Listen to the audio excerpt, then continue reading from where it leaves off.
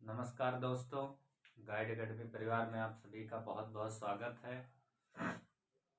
तो चलिए आज हम लोग मैथ के सिलेबस पे फोकस करते हैं कि हर जो पेपर होते हैं, जो भी आयोग पेपर कराता है, SSC, UP police, SSC GD जैसा कि लिखा हुआ है, तो इसमें सबसे पहले सिलेबस को हम लोग डिस्कशन करेंगे, क्या क्या सिलेबस इसमें रखा गया है। तो सबसे मेन उद्देश्य होता है कि सिलेबस क्या है।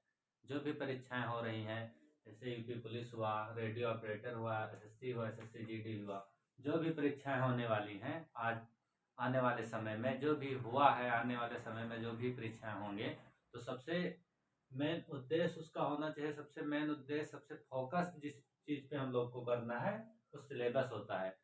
हम लोग अगर सिलेबस के अकॉर्डिंग अपनी तैयारी करेंगे तो बहुत ही अच्छा और बहुत ही ज़्यादा रिस्पांस देगा, क्योंकि अगर सिलेबस हम लोग के पास नहीं है तो हमें क्या पढ़ना है क्या नहीं पढ़ना है यही नहीं पता है।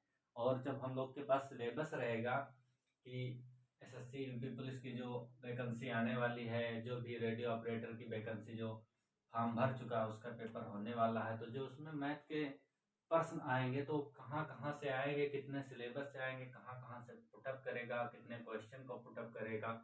सबसे बड़ा उद्देश्य ये होना चाहिए, सबसे बड़ा मोटिव ये होना चाहिए हम लोग का, सबसे अहम हिस्सा सिलेबस होता है। अगर हम लोग सिलेबस के अकॉर्डिंग पढ़ाई करते हैं, सिलेबस को देख कर पढ़ाई करते हैं, जो भी वैकेंसी आती हैं उससे पढ़ाई करते हैं, तो परीक्षा में आने के चांस बहुत बहुत ज़्यादा हो जाते हैं।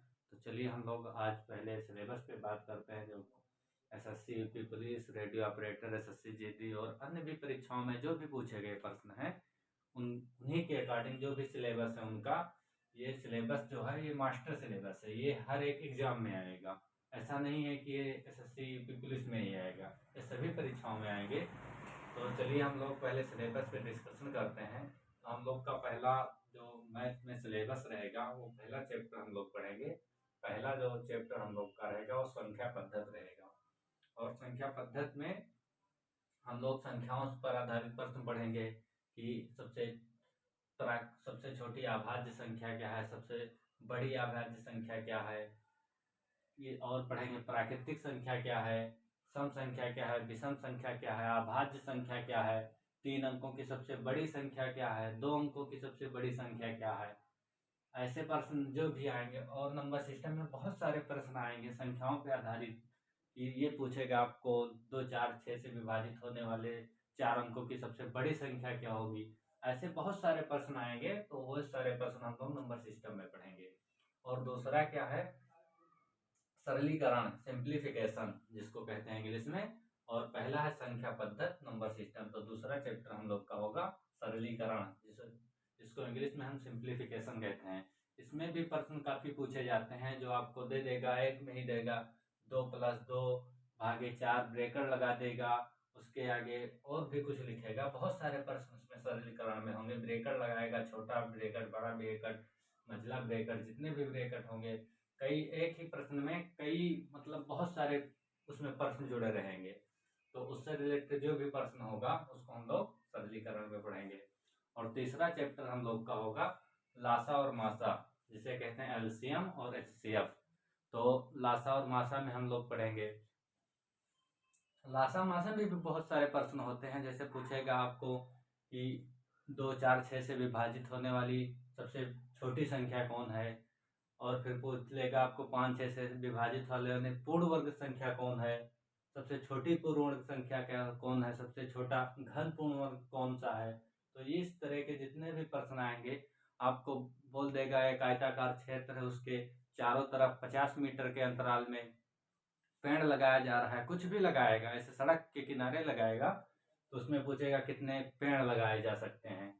तो वो सब प्रश्न जितने भी होंगे हम लोग उसको एलसीएम और एचसीएम में पढ़ेंगे, लासा और मासा में पढ़ेंगे। अगला चैप्टर हम लोग का होगा जो बीज गणित होगा, जिसे इंग्लिश में अलजेब्रा कहते हैं हम लोग।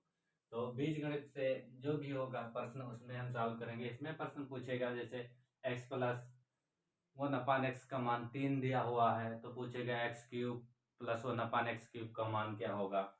ऐसे जितने भी प्रश्न होंगे, बहुत सारे x की वैल्यू निकालनी होगी हम लोग को, काफी बड़े बड़े प्रश्न देंगे इसमें।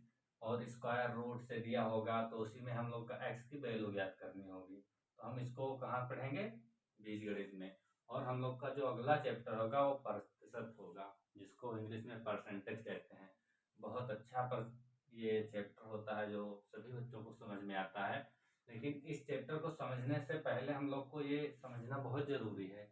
अगर हम लोग को संख्या ही नहीं पता होगी, लासा मासा नहीं पता होगा, नंबर ही नहीं पता होगा क्या है, तो हम लोग परसेंटेज कैसे पढ़ लेंगे, अनुपात समानुपात कैसे पढ़ लेंगे, मिश्रण कैसे पढ़ लेंगे।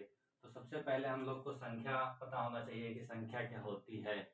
तो हम लोग बहुत अच्छे से संख्या पर आधारित जो भी प्रश्न होंगे उसको बहुत ही हम लोग डीपली में और बहुत ही आराम से पढ़ेंगे। जो भी 2-3 क्लासें हो पाएंगी, 4 क्लासें जितने भी क्लासें में खत्म होगा वो नंबर सिस्टम, उसको हम लोग समाप्त करेंगे। और परसेंटेज के बाद हम लोग पढ़ेंगे अनुपात एवं समानुपात को पढ़ेंगे, रेशियो और प्रोपोर्शनल। तो हम लोग छठा जो हम लोग का चैप्टर होगा वो अनुपात एवं समानुपात होगा। और तो हम लोग का मिश्रण के बाद अगला चैप्टर जो होगा वो साझेदारी होगा। तो मिश्रण के बाद हम लोग जो भी चैप्टर अगला पढ़ेंगे वो हम लोग का साझेदारी होगा, पार्टनरशिप होगा। पार्टनरशिप में बहुत सारे प्रश्न होंगे कि दो पार्टनर हैं, दो व्यापार साझेदार हैं, वो महीने महीने काम करेंगे। कोई कहेगा 2 महीना काम कर रहा है, कोई 4 महीना काम कर रहा है, साल के बाद में उनका लाभ क्या होगा। तो साझेदारी में हम लोग ऐसे प्रश्न को पढ़ेंगे। फिर अगला जो हम लोग का चैप्टर होगा वो एवरेज होगा, औसत। आपको दे देगा कि प्रथम 10 प्राकृतिक संख्याओं का औसत क्या होगा, प्रथम 10 अभाज्य संख्याओं का औसत क्या होगा। ऐसे बहुत सारे प्रश्न आएंगे, दे देगा 1 से लेकर 50 तक संख्याओं का औसत क्या होगा, 1 से लेकर 100 तक संख्याओं का औसत क्या होगा। तो हम लोग जो भी ऐसे प्रश्न होंगे उसको हम लोग किस में पढ़ेंगे? एवरेज में, औसत में पढ़ेंगे। उसके बाद हम लोग का जो चैप्टर होगा वो साधारण ब्याज होगा, सिंपल इंटरेस्ट होगा जो हम लोग का। उसके बाद जो चैप्टर होगा वो साधारण ब्याज होगा। अब साधारण ब्याज में बहुत सारे प्रश्न देगा। 10,000 रुपये का 2% वार्षिक दर से 4 वर्ष का साधारण ब्याज क्या होगा। ऐसे बहुत सारे प्रश्न होंगे। जो भी किस्त पे भी प्रश्न होंगे साधारण ब्याज के, तो वो भी हम लोग प्रश्न इसमें देखेंगे। इसके बाद जो अगला चैप्टर हम लोग का होगा वो चक्रवृद्धि ब्याज का होगा, कंपाउंड इंटरेस्ट होगा जो हम लोग का, वो चक्रवृद्धि ब्याज का होगा। तो इसमें भी बहुत सारे प्रश्न आएंगे। 2 साल का चक्रवृद्धि ब्याज होगा, 3 साल का चक्रवृद्धि ब्याज होगा, और अंतर देगा, पूछेगा 2 वर्ष का साधारण ब्याज और चक्रवृद्धि ब्याज का अंतर क्या होगा। तो हम लोग ऐसे प्रश्न को शॉर्ट में भी पढ़ेंगे, फार्मूला बेस भी पढ़ेंगे, और एग्जाम में कैसे ऑप्शन को टिक करना है वो भी हम लोग देखेंगे यहाँ पे, कि कितने आसानी से हम लोग ऑप्शन को वहाँ टिक कर सकते हैं, कि 2 वर्ष का 3 वर्ष का कैसे निकाला जाएगा, ट्रिक के माध्यम से भी देखेंगे। स्मार्ट ट्रिक का एक होगा, उससे हम लोग साधारण ब्याज और चक्रवृद्धि ब्याज को हल करेंगे। फिर उसके बाद जो हम लोग का अगला चैप्टर होगा वो कार्य एवं समय होगा। अब कार्य समय में बहुत सारे प्रश्न होंगे कि एक आदमी ये किसी काम को 10 दिन में करता है, किसी काम को 20 दिन में करता है, दोनों मिलकर कितने दिन में करेंगे। ऐसे जो प्रश्न होंगे वो हम लोग कार्य समय में करेंगे। और इसमें भी प्रश्न बनेगा, कोई सड़क बनाएगा, कोई मजदूर गिराएगा, कोई बनाएगा सड़क, कितने 10 मजदूर बना रहे थे, 10 दिन काम किए, और कितने मजदूर आ जाए कि काम पूरे दिन में हो जाए। तो ऐसे जितने भी प्रश्न होंगे हम लोग उसको कार्यों समय में कर लेंगे। फिर उसके बाद हम लोग कार्य समय के बाद पाइप और टंकी में पढ़ेंगे। पाइप टंकी में नल रहेंगे, कोई नल पानी भरेगा, कोई नल पानी बाहर निकालेगा, पूछेगा जो हौज है, जो टंकी, वो कितने देर में भर जाएगा। तो ऐसे प्रश्न को हम लोग पाइप और टंकी में पढ़ेंगे। और फिर जो हम लोग का अगला चैप्टर होगा वो चाल, समय और दूरी होगा। और इसी में चाल, समय, दूरी में, स्पीड, टाइम एंड डिस्टेंस में हम लोग काफी प्रश्न पढ़ेंगे। इसी में रेलगाड़ी से संबंधित जो प्रश्न होगा उस लोग को, उसे हम लोग इसी में पढ़ लेंगे। जैसे रेलगाड़ी से संबंधित प्रश्न आएगा, पूछेगा कि कोई रेलगाड़ी एक पुल को पार कर रही है, कोई रेलगाड़ी खंभे को पार करेगी, कोई रेलगाड़ी एक रेलगाड़ी में बैठे व्यक्ति को पार करेगी। तो जो भी ऐसे प्रश्न होंगे हम लोग अलग से उसको नहीं पढ़ेंगे कि रेलगाड़ी संबंधी प्रश्न अलग चैप्टर बनाए, हम लोग इसी में पढ़ लेंगे। काफी कई क्वेश्चन हम लोग करेंगे तो इसी में वो भी हो जाएगा, चाल, समय, दूरी में तो रेलगाड़ी संबंधित प्रश्न हम लोग इसी में पढ़ लेंगे। और फिर हम लोग का जो अगला चैप्टर होगा, तो हम लोग का चाल समय दूरी के बाद जो चैप्टर होगा हम लोग का, वो नाव और धारा होगा, जिसे इंग्लिश में बोट एंड स्ट्रीम कहते हैं। तो इससे संबंधित प्रश्न हम लोग पढ़ेंगे।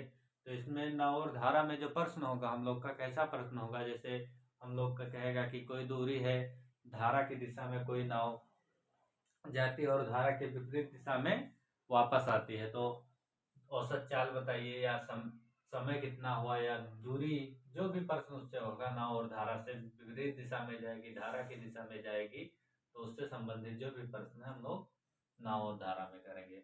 और हम लोग का जो अगला प्रश्न चैप्टर होगा वो लाभ और हानि से होगा, प्रॉफिट एंड लॉस से होगा। कोई वस्तु है जो कुछ रुपए में बेची जाएगी, तो उस पर कुछ लाभ होगा और कुछ हानि होगा, तो उससे जो संबंधित प्रश्न होंगे हम लोग प्रॉफिट एंड लॉस में करेंगे। कोई दुकानदार बोलेगा कि 1000 किलोग्राम की जगह पे 850 किलोग्राम का बाट का प्रयोग करता है, कितने % का वो टोटरी करता है या अपना बेईमानी करता है, तो बेईमान दुकानदार से संबंधित प्रश्न लोग हम लोग लाभ और हानि में कर लेंगे। और अगला चैप्टर जो हम लोग का होगा वो ऊंचाई और एवं दूरी होगा। इससे संबंधित कोई पूछेगा प्रश्न, कोई जहाज है जो 500 मीटर की ऊंचाई पे उड़ रहा है 300 किलोमीटर प्रति घंटे की चाल से, तो ऐसे जो प्रश्न होंगे उसमें ऊंचाई और दूरी से। कोई सीढ़ी रखेगा किसी दीवार पे, तो पूछेगा सीढ़ी की लंबाई क्या होगी, या दीवार की लंबाई क्या होगी, जो या सड़क की चौड़ाई क्या होगी। तो ऐसे जो भी प्रश्न होंगे हम लोग उसको ऊंचाई और दूरी में पढ़ेंगे। और हम लोग का जब अगला चैप्टर होगा वो माध्य, माध्यिका और बहुलक होगा। काफी अच्छे प्रश्न हैं जो रेलवे में बहुत ज्यादा पूछे जा रहे हैं। माध्य और माध्यिका और बहुलक से कई प्रश्न पूछे जा रहे हैं, तो हम लोग जो माध्य और माध्यिका और बहुलक है इसको हम लोग पढ़ेंगे। जो भी प्रश्न आएंगे, जितने भी इसमें प्रीवियस ईयर प्रश्न है जो आने की संभावना, उसको हम लोग इसमें पढ़ेंगे। और अगला चैप्टर जो होगा हम लोग का त्रिकोणमिति होगा, ट्रिग्नोमेट्री होगा। इससे साइन, कॉस, थीटा, टेन, जो भी जितने भी सवाल इसमें बनते हैं, हम लोग जितने भी प्रश्न पूछे गए हैं, वैसे ये जो चैप्टर है ये किसी किसी परीक्षा में बहुत कम ही पूछा जा रहा है, लेकिन ये रेलवे के परीक्षा में कई बार प्रश्न पूछे जाते हैं। तो हम लोग उसमें एसएससी में पूछे जा रहे हैं, तो हम लोग ट्रिग्नोमेट्री जो है उसको पढ़ेंगे। फिर उसके बाद जो अगला हम लोग का चैप्टर होगा वो ज्योमेट्री होगा, ज्योमेट्री जिसे कहते हैं हम लोग इंग्लिश में, इससे संबंधित प्रश्न पढ़ेंगे। और फिर जो हम लोग का लास्ट में 2 चैप्टर बचेंगे, एक क्षेत्रमिति, मेंसुरेशन, तो 2D और 3D हम दोनों लोग इसमें पढ़ेंगे। दोनों जो 2D होता है 3D ये क्षेत्रमिति से संबंधित होगा, क्षेत्रफल से, और ये आयतन से संबंधित होगा। तो जितने भी आयतन, वर्ग, आयत, चतुर्भुज, वृत्त, शंकु, जितने भी बेलन, जितने भी गोला, कई तरह के प्रश्न बनेंगे हम लोग से। तो जितने भी क्षेत्रमिति मेंसुरेशन के प्रश्न बन सकेंगे हम लोग उसको मेंसुरेशन में पढ़ लेंगे। 2D और 3D दोनों पढ़ेंगे। उसके बाद आंकड़ों पर आधारित प्रश्न पढ़ेंगे हम लोग। ऐसे डाटा सफिशिएंसी रहेगा, डाटा दिया रहेगा, आंकड़ों पर आधारित प्रश्न, काफी प्रश्न पूछे जा रहे हैं, 4-5 प्रश्न एक डाटा देगा आपको, उसी में पूछेगा। और उसके बाद जो हमारा लोग का अगला चैप्टर रहेगा जो इसमें भी बच जाएगा, हम लोग विविध में पढ़ेंगे। तो सबसे लास्ट वाला चैप्टर रहेगा हम लोग का विविध। जो भी प्रश्न, किसी भी और भी तरह के प्रश्न, नए परीक्षाओं में नए तरह के नए पैटर्न से प्रश्न आ गए हैं, तो हम लोग उसको विविध में पढ़ेंगे। तो ये हम लोग का सारा सिलेबस है। और इसी जितना सिलेबस ये हम लोग का है, इतने ही सिलेबस में मैथ का जो भी एसएससी है, यूपी पुलिस है, रेडियो ऑपरेटर है, जीडी है, और अन्य परीक्षाएं जो भी प्रतियोगी परीक्षाएं हैं, उसमें इन्हीं चैप्टरों से बार बार प्रश्न पूछे जाते हैं। तो जो भी आने वाले पेपर हैं, एग्जाम है, रेडियो ऑपरेटर का है, तो इन्हीं यूपीएसआई का है, इन्हीं जितने चैप्टर हम यहाँ पे डिस्कशन करें हैं, उतनी ही चैप्टर से यहाँ से प्रश्न आएंगे। इससे ज्यादा बाहर कहीं नहीं आएंगे और ना ही बाहर जाने की संभावनाएं हैं। तो हम लोग जो विगत प्रश्न हैं परीक्षाओं में पूछे गए हैं उस प्रश्न को भी सॉल्व करेंगे।